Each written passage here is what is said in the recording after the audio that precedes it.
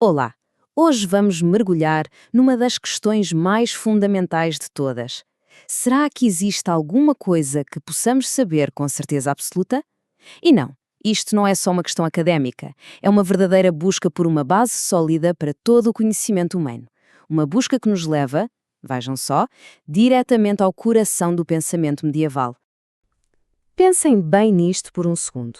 Parece uma pergunta simples, não é? Mas esta mesma dúvida, a de saber se estamos a sonhar ou acordados, foi algo que atormentou um dos maiores pensadores da história e que deu o pontapé de saída para uma busca de séculos por alguém que pudéssemos confiar sem qualquer tipo de reserva. E a nossa viagem começa com Santo Agostinho. Antes de se converter, ele ficou absolutamente fascinado pelos argumentos dos céticos da antiguidade, aqueles filósofos que questionavam a própria possibilidade de se conhecer o que quer que fosse com certeza. Os céticos usavam exemplos muito práticos, do dia a dia. Por exemplo, um remo reto, quando o metemos na água, parece que fica torto.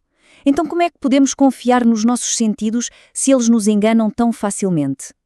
Eram questões como esta que não saíam da cabeça de Agostinho, que procurava desesperadamente uma saída para esta incerteza toda. No fundo, o desafio dos céticos era este. Para qualquer coisa que se afirme saber, para qualquer crença, não existe sempre a possibilidade de se estar enganado? Como é que se escapa a esta dúvida que parece minar tudo? E é aqui que está a genialidade da resposta de Agostinho. Ele percebeu que o próprio ato de duvidar, o facto de poder estar errado, prova uma coisa de forma irrefutável: a sua própria existência. Quer dizer, para se poder duvidar ou para se estar errado, é preciso existir. E esta ideia tornou-se a primeira pedra, a base de toda a construção da certeza. Ok. Então, ter a certeza da nossa própria existência já é um passo de gigante, mas Agostinho sabia que isso não chegava. O desafio seguinte era talvez ainda maior. Como é que as nossas mentes, que vivem num mundo imperfeito, conseguem sequer compreender verdades que são perfeitas e eternas, como as da matemática, por exemplo? Vamos pensar nisto. O mundo que vemos à nossa volta é imperfeito, está sempre a mudar. Um círculo que a gente desenha na areia nunca é um círculo perfeito. Então, de onde é que vem a nossa ideia de um círculo perfeito? Claramente, não pode vir da experiência dos nossos sentidos. A solução de Agostinho para isto foi radical.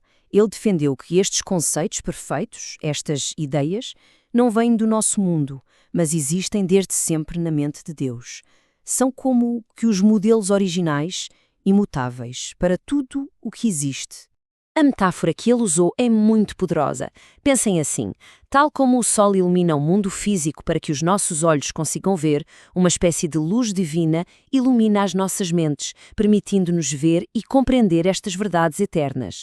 Para Agostinho, todo o conhecimento verdadeiro dependia, em última análise, desta iluminação sobrenatural. Agora, vamos avançar uns séculos.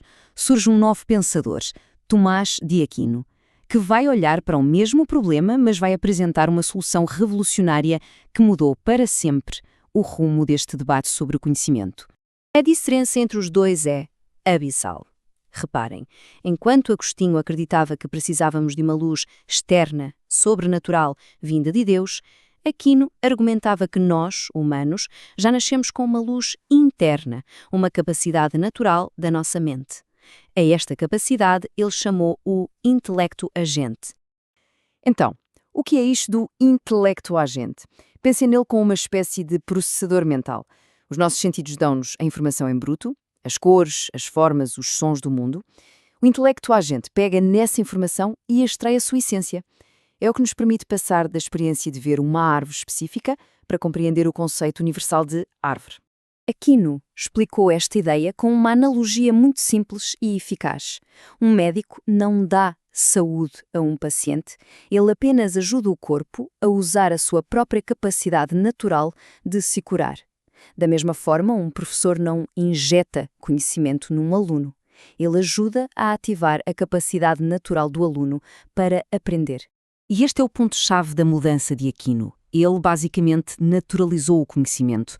Para ele, compreender o mundo não era um milagre, não era algo sobrenatural.